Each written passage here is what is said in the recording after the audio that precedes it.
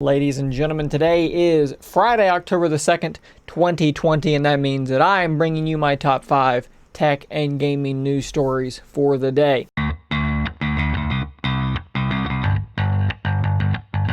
So obviously the biggest news stories of the week happened on Wednesday. If you tuned into my live stream covering Google's launch event for several new products, thank you for tuning in and having some fun watching that with me. A lot of you guys tuned in and were in the chat. That was a lot of fun. We'll be doing more stuff like that. So the biggest thing that Google announced in that event were their two new phones, the Pixel 4a 5G and the Pixel 5. So the Pixel 5 is available for pre-order right now for $699. You're going to be getting a Snapdragon 765G, 8 gigs of RAM, 18 watt fast charging on a 4080 milliamp hour battery, wireless charging, even though it's a metal foam, not sure how that works, reverse wireless charging if you're a Pixel Buds user or something like that, 128 storage. You're going to get the same camera array on the 4a 5G or on the 5. They're both getting a 12.2 megapixel main shooter with a wide angle lens, which is 16 megapixels, as well as an 8 megapixel front facing camera. Expect world-class photography on both devices. The Pixel 4a 5G is going to look very much the same. It's slightly bigger than the 5. You're going to lose just a little bit of battery there. You're going to lose 2 gigs of RAM. You're going to lose wireless charging, no IP rating for water resistance like you get in the 5.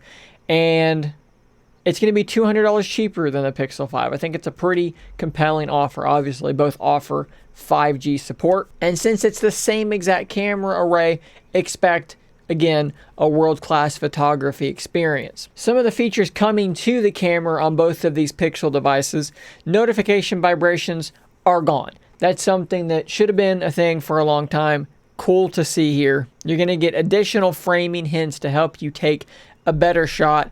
And then in your time-lapse mode, you're going to get higher resolution photos. They also demoed an After Effect thing that's going to be in Google Photos that will allow you to actually add artificial lighting from different angles using AI, although that is a Google Photos feature, not necessarily a Pixel feature. The second thing that they announced, as far as gravity, I'd say it would be the new Google Chromecast with Google TV. Hopefully a lot of you, looks like about 10,000 of you at time of recording, tuned in to watch me unbox and then give my first impressions of the new Chromecast. This new device is pretty cool. You're getting a totally reworked Android TV interface. They're calling it Google TV, which is going to be kind of confusing, but whatever. It's Android TV with a new skin. The skin is pretty.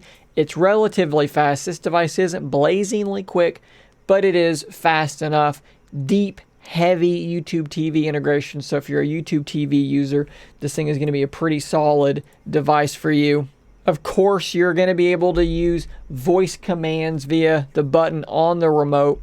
4K, 60 FPS, HDR, Dolby Audio, Dolby Vision, all these things are supported.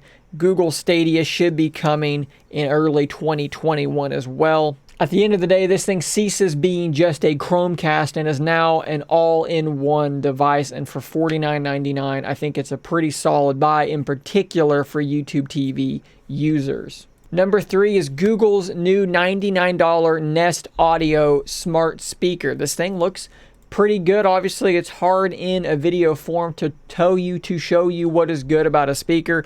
I like the aesthetic of Google's stuff. I actually have like maybe 5 of the little Nest Minis all throughout the house, and I have 2 of the hubs with screens, one in the living room, one in the kitchen.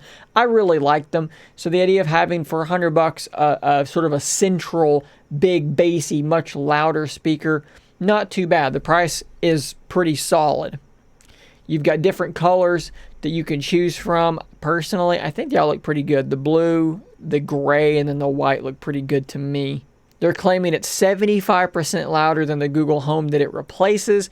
That's pretty impressive. And look, these things have sounded pretty good in the past. So if this thing's louder and even better, $100 is not bad. Obviously, the Google Assistant will be baked into this device as well. What about on the gaming side of things? We had a small announcement from Nintendo regarding the new Super Smash Bros. Game, which isn't actually new. anymore at all. It's been out for quite some time. We are going to get a new combatant to join Super Smash Brothers, and honestly, I think this is one that a lot of people were probably really excited about. I didn't see any rumors about this either, so it looks as though they were able to sneak this thing in.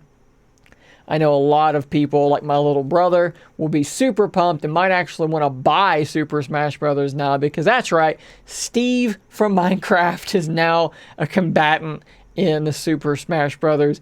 Kind of hilarious. I love the imagery here. It's what makes Smash Brothers so cool, is seeing the mixture of all these characters from all these different games and so forth. I'm really excited to see how he plays, what people think about him in the real world. I love the Minecraft stage that they're adding here. I think this is actually really, really smart. A lot of varied attacks he can have here as well. Great way to pull in the huge Minecraft community into Super Smash Brothers. And last but not least, we have a competitor from Microsoft to compete with Chromebooks on the premium side, perhaps, like the Pixelbook Go. Microsoft has just introduced the new $549 Surface Laptop Go. This thing looks, I mean, look, it's a Microsoft device. It's svelte, it's thin, it's pretty, it's light. It's exactly what you would expect from Microsoft introducing something like this. You're going to get a 10th generation Intel processor, 4 gigs of RAM, 64 gigs of eMMC storage, 13 hours of use, fast charging.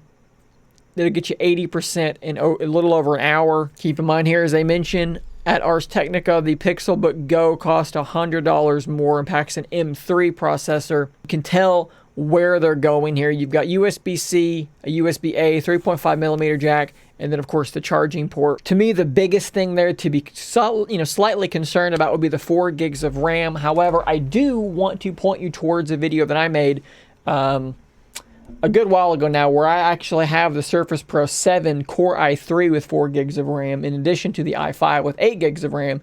I made a video about gaming on that i3 model, and I think you'll be really surprised with the performance. And as someone who has used the i3 and the i5 back to back for extended periods of time, I know 4 gigs of RAM is the bare minimum. And look, you're not going to be running Photoshop and things like that on this device. But for day-to-day usage, just browsing the web, doing what most people want to do with a $500 laptop, 4 gigs of RAM is not going to kill you. Windows Central actually did a video not too long ago. I believe it was about the Surface Book Go.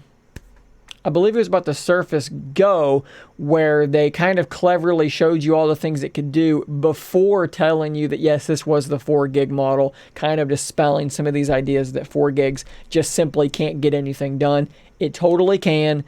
Like I said, you're not going to be, doing some heavy gaming, Photoshop, video editing. Not going to happen on there, but who would expect to be doing that on a $550 device? Now, you can spec it up to have more RAM if that's a problem for you, but do expect the price to rise alongside that. So guys, that's all the news I have for you today. Be sure to check back every Monday, Wednesday, and Friday for my top 5 tech and gaming news stories. And until then, stay nerdy, my friends. If you enjoy my content, please consider becoming a Scary If Literal member. You'll get access to a whole bunch of emoticons to use with live streams and a shout out on an upcoming video. Thanks as always for your continued support.